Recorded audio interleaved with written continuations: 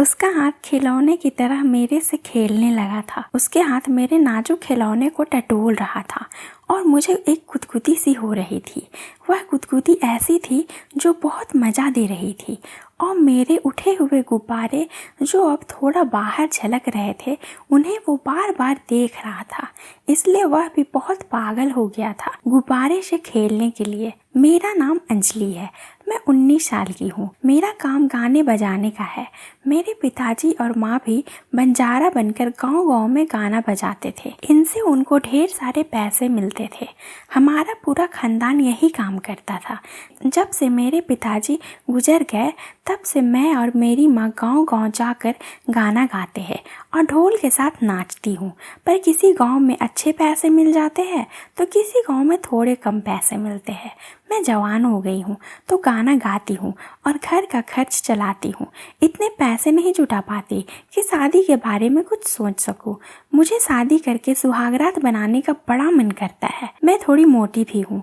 मेरे दोनों गुब्बारे भी बड़े बड़े हैं।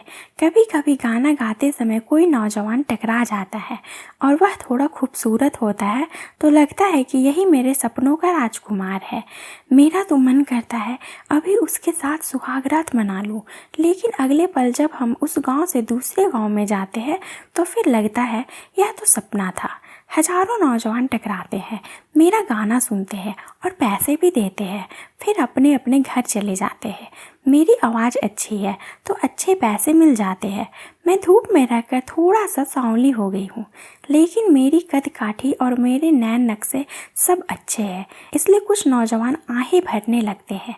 मैं कपड़ा भी ज़्यादा कटिंग वाली पहनती हूँ जिससे मेरे शरीर की नुमाइश हो जाती है और लोगों को मज़ा भी आता है। गाना के साथ साथ लोग मुझे भी देखते हैं और लाइन मारते हैं। कुछ लोग मेरे साथ सेल्फी भी लेते हैं, लेकिन यह तब तक जब तक हम किसी के दरवाजे के सामने या किसी के गांव में होते हैं। उसके बाद फिर हम परदेसी हो जाते हैं। हम बड़े बड़े मोहल्ले में भी जाते हैं और किसी को बधाई देने भी जाते हैं।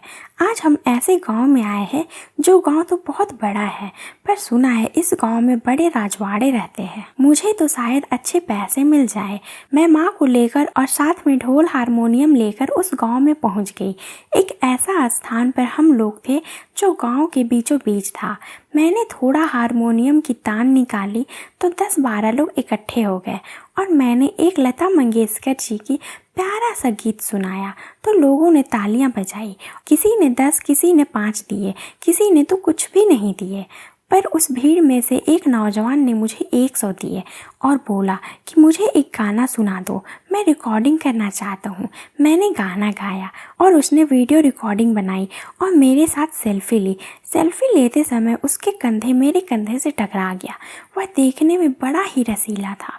मेरा तो जैसे उस पर दिल ही आ गया, लेकिन मैं अपनी औकात देखकर उसे ज़्यादा देखना अच्छा नहीं समझी। वीडियो बनाने के बाद उस नौजवान ने मुझे 500 और दिए। मैं खुश हो गई। आज तक कोई ऐसा नहीं मिला था जो मुझे इतना बड़ा इनाम देता। मुझसे नहीं रहा गया तो मैं उसके पास जाकर बोली, भैया क्या आपका नंबर मिलेगा? तो उसने तुरंत मेरे फ़ोन नंबर में अपना नंबर फिट कर दिया और हल्की सी मुस्कान के साथ वह वहाँ से चला गया। मैंने पूरा दिन प्रोग्राम की और उस गांव में एक किनारे सरकारी बिल्डिंग बनी थी, उसी में ठहर गई। शाम के 7 बज रहे थे तो मैंने उसका नंबर डायल किया। उसने उठाते ही मुझे हेलो नमस्ते जी बोला और बोला आपका गाना मुझे बहुत अच्छा लगा। मैंने उसको अपना चैनल पर डाला तो अच्छा वायरल हो रहा है। वह मुझे थैंक यू बोलने लगा तो मैंने उसको यूं ही बोल दिया मुझे आपको देखना है इस समय। मैंने उससे मिलने के लिए रिक्वेस्ट की तो वह बोला ठीक है मैं अभी आया।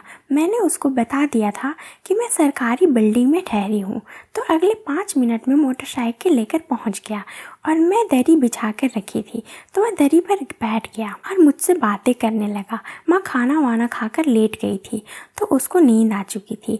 अब मैं और वह नौजवान जिनका नाम राहुल था दोनों बैठकर बातें कर रहे थे। वैसे मैंने जो कपड़े पहने थे वो छोटे छोटे थे, इसलिए वह मुझ पे ज़्यादा ही मर रहा था। वह मुझसे बातें कर रहा था और बार बार मुस्कुरा रहा था। मेरे अंदर भी उसे प्यार करने की इच्छा जगी तो मैंने उसको बोल दिया राहुल जी आप मुझे बहुत अच्छे लगते हो। तो उसने हंसते हुए बोला, तुम भी अच्छी हो, गाना अच्छा गाती हो। उसकी यह बात सुनकर मैं आनंद विभोर हो गई और मैं उसकी फ़ैन हो गई। उनकी बात सुन रही थी और उनकी आंखों में आंखें डालकर उसी को देख रही थी। वह समझ गया था कि मैं भी उसके साथ सब कुछ करना चाहती हूँ। अब लगभग रात के 9 बजने वाले थे, तो बिल्डिंग में लाइट न होने की वजह से काफ़ी अंधेरा था। मैंने झट से उसका हाथ पकड़ लिया तो वह मेरी दूसरी हाथ पकड़ लिया। वह समझ गया था कि मैं उसके साथ कुछ करना चाहती हूँ, इसलिए उसने दोनों हाथ मेरे कंधे पर रख दिए थे और मेरे उठे हुए गुब्बारे जो अब थोड़ा बाहर छलक रहे थे उन्हें वह बार बार देख रहा था, इसलिए वह भी बहुत पागल हो गया था गुब्बारे से खेलने के लिए। मैं भी पूरे दिन प्रोग्राम करने के बाद जब कपड़ा बदलती थी तो थोड़ा छोटी कपड़ा पहन लेती थी, इसलिए उसके सामने मैं छोटी छोटी कपड़े में थी, इसलिए मैं उसको और ज़्यादा सुंदर लग रही थी। अब उसका हाथ खिलौने की तरह मेरे से खेलने लगा था। उसके हाथ मेरे नाजुक खिलौने को टटोल रहा था और मुझे एक गुदगुदी सी हो रही थी। वह गुदगुदी ऐसी थी जो बहुत मज़ा दे रही थी और ऐसा लग रहा था कि कुछ पल के बाद मैं बिखर ही जाऊंगी और मेरे कपड़े भी गीले हो जाएंगे। मेरी धड़कन और सांसें तेज हो गई और इस बात का गवाही थी कि मैं उसको पाने के लिए बेताब थी और अब वह मुझे अपनी मोटी सी लाठी देने के लिए बेताब था।